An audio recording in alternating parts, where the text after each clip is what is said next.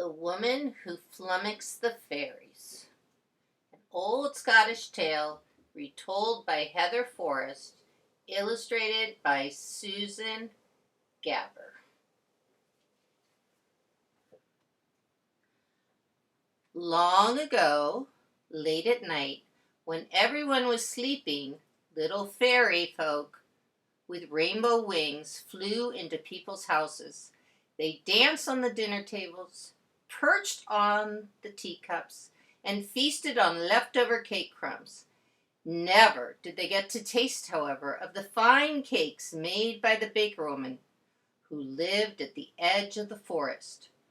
Her cakes were always eaten down to the very last bite. This made the king of the fairies furious. "I must have a taste of the baker woman's cake," he raged.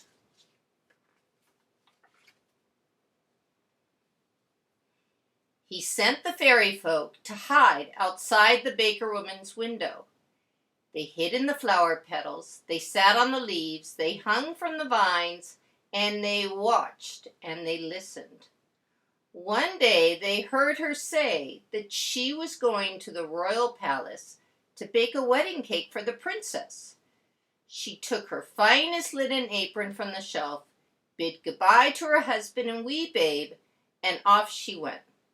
"I'll take the short road home through the woods," she said as she left, "and be back this evening as fast as I can." The leaves began to rustle, the flower petals opened, and out darted the fairies. They rushed into the deep woods to tell the king of the fairies that the baker woman would pass by the fairy mound on her way home that night. Meanwhile, the baker woman arrived at the palace, set to baking, and made a cake that was as tall as she was. When it was done, she took off her apron, folded it carefully, and put it in her pocket. She bid goodbye to the king, the queen, and the princess, and hurried off to her babe at home. Just as the sun was setting, she entered the deepest, darkest part of the forest. The fairies, like fireflies at twilight, flew around her and blew fern dust in her face. She felt a sleepiness come over her. "I cannot take another step," she thought. "I must rest." So down she sat on the soft grass of the fairy mound beside the road and closed her eyes.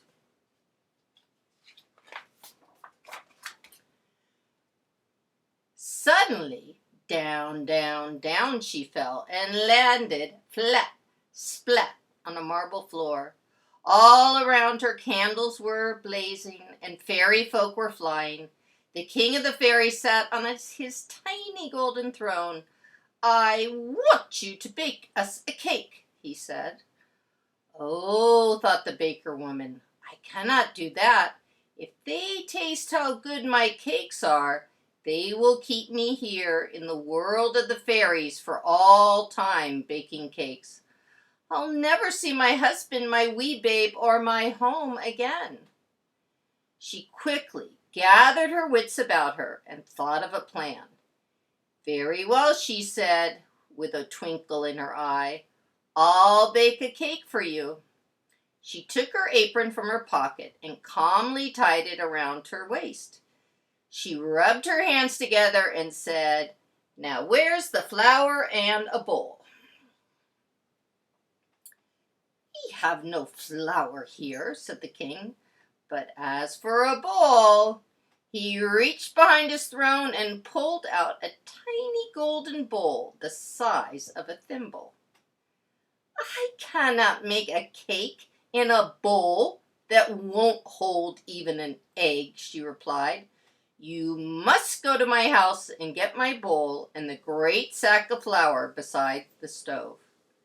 "Easily said, easily done," said the king. He clapped his hands, he stomped his foot, and the ground split open.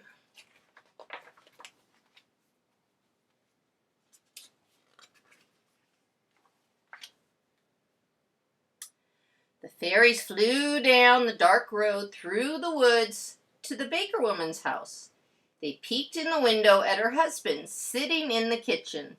So as not to be noticed, they made themselves invisible, and as they went, just as they were raising the great sack of flour, one fairy said, "Wait, I have seen the baker woman put far more than flour into her cakes." So the fairies scurried off into the pantry, and soon chunks of chocolate, raisins, a pitcher of milk, eggs, butter, cream, sugar, honey, walnuts, and all kinds of fine ingredients floated off the shelves. Then, just as they reached for the bowl, another fairy asked, "What about something to stir the batter with?" And a spoon and the bowl joined all the fine ingredients as they flew through the kitchen and out the window. The baker woman's husband watched in amazement.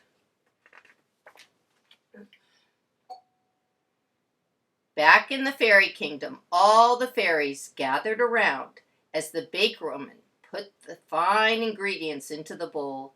Singing a cheery song, she started to stir the batter. Suddenly she stopped and said, "Wait, I cannot bake a cake without my dog." "Your dog?" cried the king. "Are you planning to put a dog in the cake?" "Oh, no," she replied. "My big black dog snores an even snore, and if I stir 2 stirs for every one of his snores, I cannot bake a cake unless my pooch measures the stirring for me. You must go to my house and bring me my dog." "Easily said, easily done," muttered the king, beginning to become a bit impatient. He clapped his hands, stomped his foot, and the ground split open.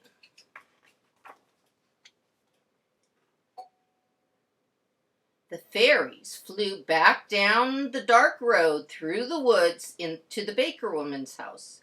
They made themselves invisible, and in they went. They found the dog sleeping on the kitchen floor.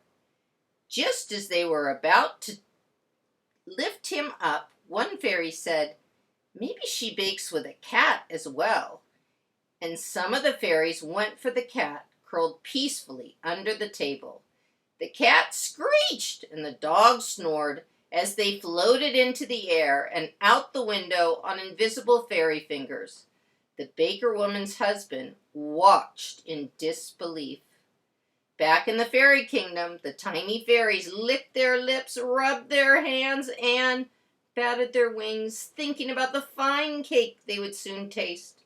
The baker woman stirred to the dog's even snores, and the cat, wrapped around her leg, purred contentedly. Suddenly the baker woman stopped and said, "Wait, I cannot bake a cake when I'm worrying about my child. You must go to my house and bring me my wee babe." "Easily said, easily done," said the king, "but this is your last request." He clapped his hands, he stomped his foot, and the ground split open.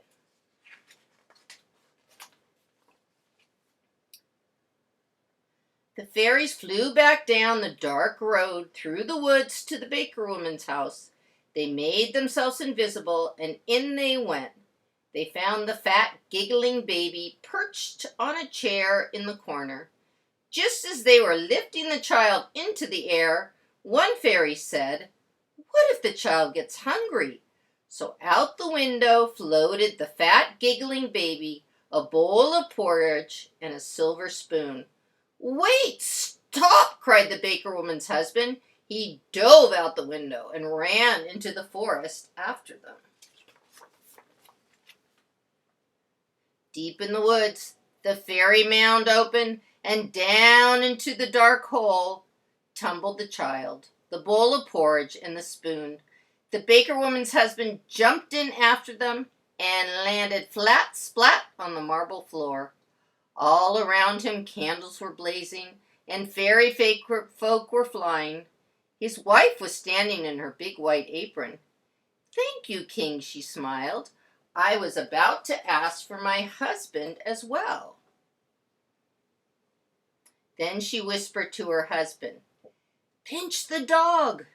"I wonder," he said to himself, "why she wants me to do such a thing."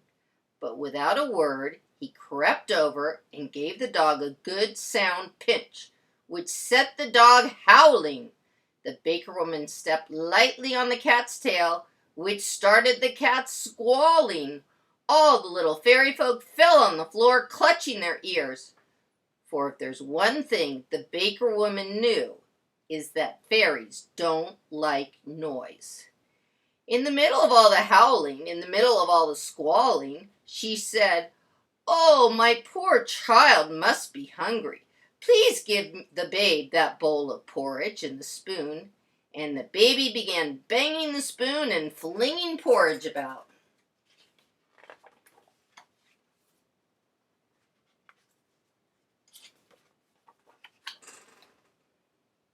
In the middle of all this, of the howling, in the middle of all the squalling, in the middle of the banging and flinging, the baker woman said, "Where's the oven?" "Oven!" cried the king, wiping porridge from his rainbow wings. "We have no oven here." "Well then," she announced, "you take care of the dog, the cat, and my child, and I'll go home and bake this cake in my own oven." "No, no," shouted the king, covering his ears. "Take all of them and their noise home with you." "Certainly," she said, "and I'll bring back the cake when it's done. What's more, if you leave me be, I'll bake you a cake whenever you ask for one nicely." The king clapped his hands, stomped his foot, and the ground split open. The baker woman grabbed her wee babe and the bowl of batter. Her husband carried the ingredients and the spoon, and with the dog and the cat following, they scurried down the road through the dark woods, and they didn't look back once until they were safe inside their home with the cake baking.